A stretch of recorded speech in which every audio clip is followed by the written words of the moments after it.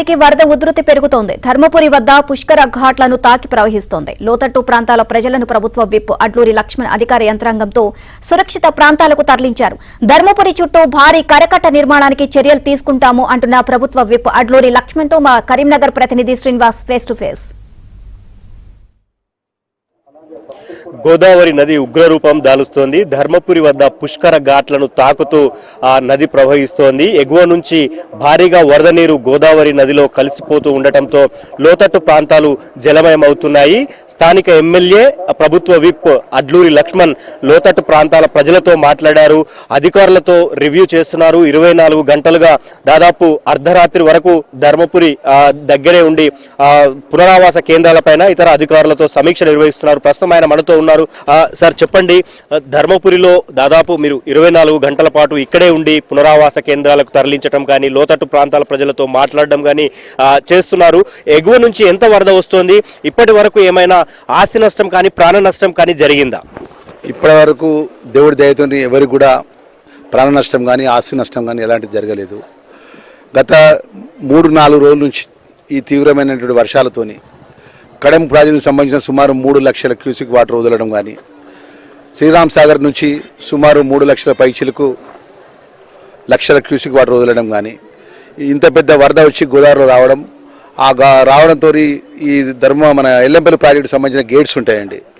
గతంలో 2022 లోపల పెద్ద ఎత్తున ఫ్లో వస్తే ఏదైతే అవుట్ఫ్లో వస్తే అవుట్ఫ్లో ప్రకారము గేట్లు సకాలంలో ఓపెన్ చేయడం వల్ల మొత్తం కూడా ధర్మపురి ప్రాంతం అంతా కూడా సబ్మెర్జ్ అయిపోయింది. ప్రభుత్వము, జిల్లా కలెక్టర్ గారు, రాష్ట్ర ప్రభుత్వం, ముఖ్యమంత్రి గారి పర్యవేక్షణలో, ఇరిగేషన్ మినిస్టర్ గారి పర్యవేక్షణలో ప్రభుత్వం తరఫున ప్రతినిధిగా విప్పుగా నా బాధ్యతగా ఎప్పటికప్పుడు అధికారులను అన్ని విధాలు కూడా మీకు అండగా ఉండే విధంగా, ఏమాత్రం వరద వచ్చినా తక్షణం ఇచ్చి షిఫ్టింగ్ చేసే విధంగా అన్ని వసతులు కూడా ఏర్పాటు చేసుకున్న విషయాన్ని మీ ద్వారా తెలియజేస్తున్నాను. గోదావరి వరద ఉధృతి ఇంత పెద్ద ఎత్తున ఉంది. గతంలో నష్టపోయిన బాధితులకు ఏమైనా పరిహారం అందిందా? ఇప్పుడు ఏమైనా నష్టం జరిగిందా? అలాగే కొన్ని చెరువులు, కుంటలు తెగి కూడా కొంత పంట నష్టం జరిగిన పరిస్థితి కూడా ఉంటుంది. సో ఆ అగ్రికల్చర్ అధికారులకు ఏమైనా ఆదేశాలు ఇచ్చారా?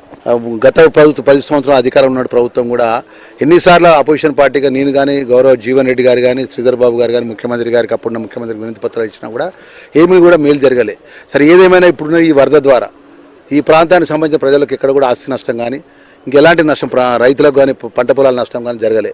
జరిగినట్టయితే తప్పకుండా ముఖ్యమంత్రి గారి దృష్టికి తీసుకెళ్ళి, ప్రభుత్వాన్ని దృష్టికి తీసుకెళ్ళి, ఏ రైతుకైతే పంట నష్టం జరిగినా, ఎవరికైతే కుటుంబానికి అయితే ఆస్తి నష్టం జరిగినా కూడా ప్రభుత్వ పరంగా నష్టపరిహారం ఇప్పించే బాధ్యత కూడా నేను తీసుకుంటాన విషయాన్ని మీ మీడియా ద్వారా వారికి మనవి చేస్తున్నాను. ఎందుకంటే ప్రభుత్వ నిబంధనలకు అనుగుణంగా కూడా ఈ రాష్ట్రంలో ఈరోజు ఖమ్మం జిల్లా కూడా అతలాకుతలం అయిపోయింది. అనేక ప్రాంతాల్లో అతలాకుతలం అయిపోయింది. ఎలాంటి ఆర్థికంగా అన్ని విధాలు కూడా ప్రజలకు కానీ, ఆ రైతుకు నష్టపోతే రైతుకు కానీ అండగా ఉంటామనే విషయం తెలియజేస్తున్నాను.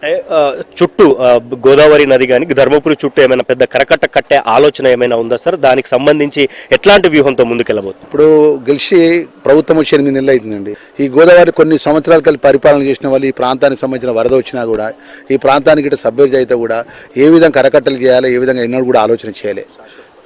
రేపు శాశ్వత పరిష్కారానికి మేము మా వంతు బాధ్యతగా సంబంధించిన ఇంజనీర్లతో, కన్సల్టెంట్లతో మాట్లాడి దాని ప్రతిపాదనలు తయారు చేసి కరకట్టు ఏర్పాటు చేయడమా, డ్రైనేజ్ వాటర్ని కలవకుండా చేయడము, రిటర్న్ వాల్ కట్టడము, అనేక ఇది భవిష్యత్తులో కూడా ఈ ప్రాంతానికి సంబంధించిన ప్రజలకు ఎక్కడ కూడా ఇబ్బంది జరగకుండా శాశ్వత పరిష్కారంగా రిటర్న్ వాల్ కట్టి అదేవిధంగా కరకట్ట ఏర్పాటు చేసే విధంగా ప్రభుత్వం నుంచి ఒక కన్సల్టెంట్ని తీసుకొచ్చి దాన్ని ప్రతిపాదన చేసి ప్రభుత్వాన్ని నివేదికిస్తాము.